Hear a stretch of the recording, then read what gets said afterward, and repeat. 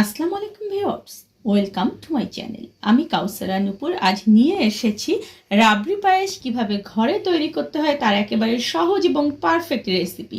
আপনারা যারা ছোটবেলায় নেমন্তন্ন কবিতা পড়েছিলেন সেই নেমন্তন্ন কবিতায় কিন্তু রাবড়ি পায়েসের কথা উল্লেখ ছিল। আর কলকাতায় জনপ্রিয় এই রাবড়ি পায়েসটা কিন্তু সব বড় বড় দোকানগুলোতেই পাওয়া যায়। আজকে সেই বিখ্যাত রাবড়ি পায়েসটা ঘরে মাত্র 2টি উপকরণ দিয়ে কিভাবে তৈরি করতে হয় সেটা আজকে আমি আপনাদেরকে দেখিয়ে দিচ্ছি। রাবড়ি বানানোর জন্য আমি এখানে 1 কিলো পরিমাণ দুধ নিয়েছি।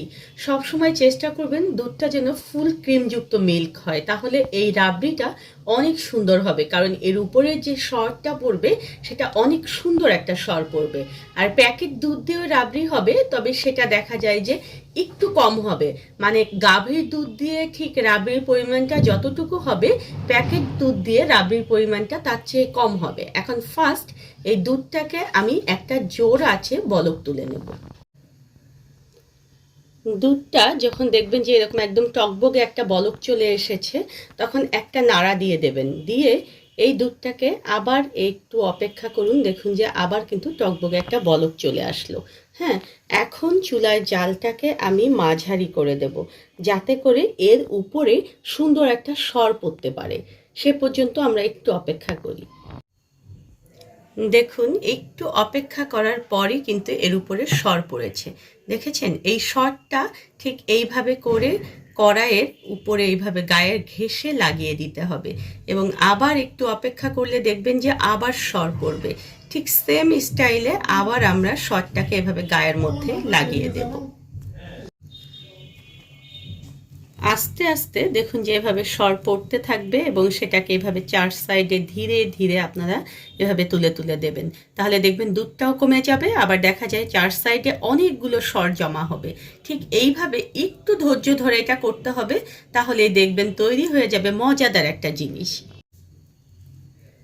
একটু ধৈর্য সহকারে কাজটা করতে হবে, আর কিচ্ছু না। অথচ দেখেন দোকান থেকে আমরা এটা কত দাম দিয়ে কিনে খাই। দেখেছেন, এভাবে ধীরে ধীরে আমি যখন এই সরগুলো চারপাশে দিয়ে দিচ্ছি তখন কিন্তু আমার এই যে দুধের পরিমাণটাও কমে যাচ্ছে, আবার দেখুন যে চারপাশে সরের যে স্তরটা সেটাও কিন্তু অনেকটা মোটা হয়ে যাচ্ছে।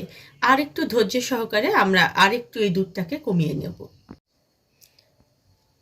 দেখুন ধীর আঁচে আমি জাল করতে করতে চারপাশে আমার কতগুলো সর জমা হয়েছে, আর দুধটাও দেখুন যে কমে গিয়েছে এবং দুধের কালারটা কিন্তু দেখুন যে একেবারে চেঞ্জ হয়ে গিয়েছে। দেখতে পাচ্ছেন আপনারা, এটা কিন্তু আমার মোট 300 গ্রামের মতো হয়ে গিয়েছে। মানে 1 লিটার দুধকে আমি ঘন করে চারপাশে দেখুন যে সরগুলো জমা করে নিয়েছি, আর এগুলোকে আমি দুধটাকে 300 গ্রাম পরিমাণ করে নিয়েছি। এর মধ্যে এখন আমি 4 থেকে 5টা এলাচ একটু থেতো করে গুঁড়ো করে নিয়েছি, সেটা দিয়ে দিলাম। আর এখানে দিয়ে দেবো আমি চিনি। আমি এখানে 3 টেবিল চামচ চিনি দিয়ে দিচ্ছি। আপনারা যারা বেশি মিষ্টি খেতে চান তারা কিন্তু একটু চিনিটা বাড়িয়ে দেবেন, আর যারা একেবারেই মিষ্টি খেতে চান না, ডায়াবেটিক পেশেন্ট কিংবা মিষ্টি পছন্দ করেন না, তারা এখানে যদি মিষ্টি না দেন তাহলেও কিন্তু এই রাবড়িটা খেতে অনেক মজা লাগবে। কারণ এই দুধটা যখন ঘন হয়ে আসবে তখন কিন্তু দুধের একটা অরিজিনাল যে সুইটনেস থাকে সেটা কিন্তু এখানে চলে আসবে। এখন এটাকে আমি আবার নেড়ে চেড়ে আরও 100 গ্রামের মতো কমিয়ে নেব। এখন একটা টিপস দিয়ে দেই, সেই টিপসটা হচ্ছে আপনারা যখন রাবড়ি করবেন তখন সবসময় ননস্টিকের প্যান ইউজ করার চেষ্টা করবেন, কারণ ননস্টিকের প্যানগুলো কিন্তু একটু মোটা হয়, তখন এই যে নিচে লেগে যাওয়ার একটা ভয় থাকে সেই ভয়টা কিন্তু ননস্টিকের প্যান ইউজ করলে থাকে না। তাহলে আমাদের এটা অনেক সহজ হয় রাবড়ি বানানোটা। এখন এটাকে আমি আরও একটু জাল করে ঘন করে নিচ্ছি। দুধটা দেখুন যে আমি ঘন করে একেবারে 200 গ্রামের মতো করে নিয়েছি দুধটা, আর চারপাশে দেখুন যে সরগুলো খুব সুন্দরভাবে লেগে আছে। এখন চুলার জালটাকে আমি বন্ধ করে রাখবো 10 মিনিটের জন্য। 10 মিনিট পরে আমি ফিরে আসছি। 10 মিনিট পরে এরকম দেখুন যে স্টিলের একটা খুন্তি নিয়ে নেবেন, নিয়ে এই যে উপরে আমাদের সরগুলো জমা হয়েছে এই সরগুলো আপনারা ঠিক এইভাবে করে কেটে কেটে টুকরো করে দেবেন। দেখুন এভাবে ছোট ছোট টুকরো করবেন, তাহলে কিন্তু রাবড়িটা খেতে অনেক ভালো লাগবে। পুরো অংশটাই এভাবে কেটে নেবেন। এরকম ছোট ছোট টুকরো করে কাটবেন, তাহলে কিন্তু খেতে ভালো লাগবে। ঠিক বড় টুকরোগুলো করে কাটলে কিন্তু খেতে অনেক সমস্যা হয়। এখন চারপাশ থেকে দেখুন যে এরকম খুন্তি দিয়ে পুরোটাই আমি তুলে ভিতরে যে ঘন দুধটা রয়েছে তার মধ্যে আগে মিলিয়ে দিচ্ছি।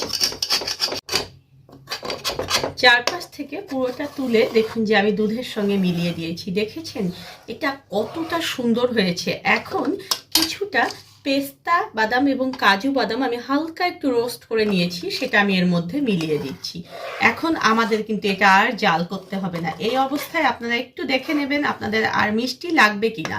যদি মিষ্টি লাগে তাহলে কিন্তু আগে একটু চিনি আপনাদেরকে এখানে অ্যাড করতে হতো। আমি এখন এখানে টেস্টের একটা ভারসাম্যতা নিয়ে আসার জন্য জাস্ট অল্প একটু লবণ এই গরম অবস্থায় এখানে দিয়ে দিচ্ছি। দিয়ে এটাকে আমি এখন ঠান্ডা করতে দেবো। ঠান্ডা করার পরে আমি আপনাদেরকে দেখিয়ে দেব যে রাবড়িটা আসলে কতটা পারফেক্ট হয়েছে। রাবড়িটাকে ঠান্ডা করে আমি 1 ঘন্টার জন্য ফ্রিজে রেখে দিয়েছিলাম। দেখুন ফ্রিজে রাখার পরে এটা কতটা সুন্দর একটা কালার চলে এসেছে, আর এর থিকনেসটা একেবারে পারফেক্ট হয়েছে। দেখেছেন কত সহজে ঘরে আমরা এই বিখ্যাত রাবড়িটা তৈরি করে ফেলতে পারি। ধন্যবাদ সবাইকে আমার সঙ্গে থাকার জন্য। আর আমার পরবর্তীতে আরও নতুন কোনো ভিডিও পেতে হলে প্লিজ আমার চ্যানেলটা সাবস্ক্রাইব করে পাশেই থাকবেন। আর আমার নতুন নতুন রেসিপিগুলো আপনাদের কেমন লাগে সেটা কমেন্ট বক্সে জানাবেন।